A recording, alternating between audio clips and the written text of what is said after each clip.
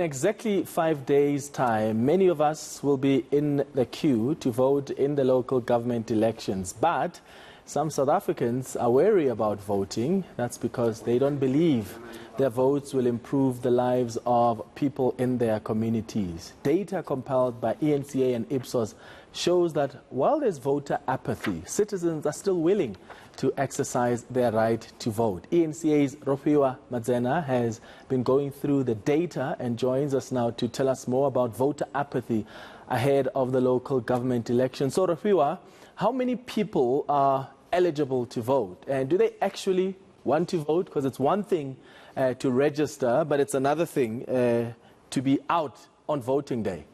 That's right, Clement. A lot of interesting data is coming out of that Ipsos survey that we're running in the days leading up to the elections. Now, before I show you the numbers, I must just let you know that there are about 40 million eligible voters in South Africa. Unfortunately, though, there are only 26 that are registered to vote. So that's a drop in the ocean in terms of the 60+ million population that we have. But let me take you through that, Clement. So within that cohort, about 62% of South Africans are eligible and are registered for the elections. Let me show you now in terms of, if we could just update that, let me show you, there is a strong desire to vote, but there's a big difference between wanting to vote and actually likely to vote. So while you may be keen on voting, the likelihood of you actually going is a different story. But the data is showing that there is a good cohort in terms of people that are going to be going out to vote, Clement.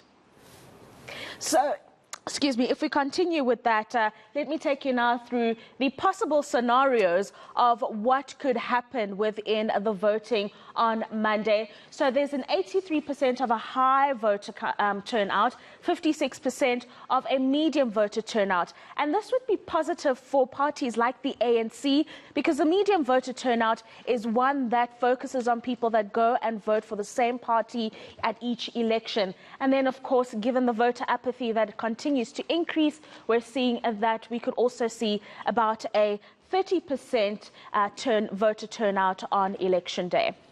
So what about the turnout in major metros?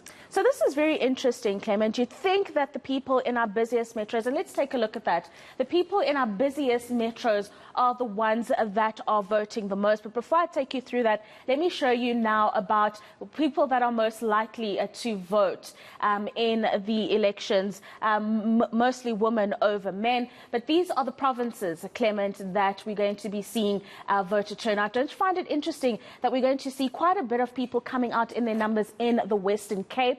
I don't know, do you find that people are going out and looking for change, or they're going out to just give the DA, for example, that further stronghold that it has in parts of that province? So it's going to be very interesting to see what comes out. I also thought it quite nice that people in the Northern Cape are huge on voting as well. So here's a question that you were asking about the most contested metros and the voter turnout there, Clement.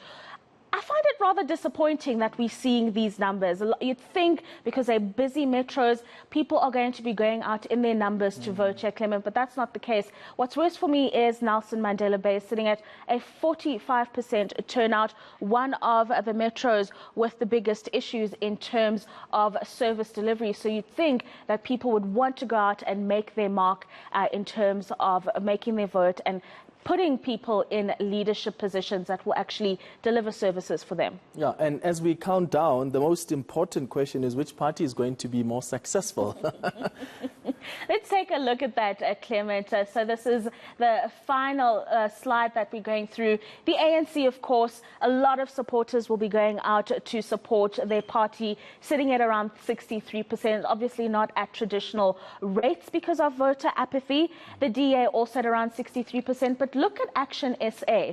Almost 60% of supporters are going to be going out at the polls on Monday to support Herman Mashaba and his team. And I mean, for a new kid on the block, they're doing really, really well. They've been telling us we're not a small party. Yeah, we're just a new party, but we're not small. They've proven that. The latest polls are showing that Action SA really, really has potential in the big metros. I mean, as we continue with the week, the big metros, I'm going to be unpacking those numbers, and not smaller parties, but newer parties are going to be making quite a significant entrance. Interesting.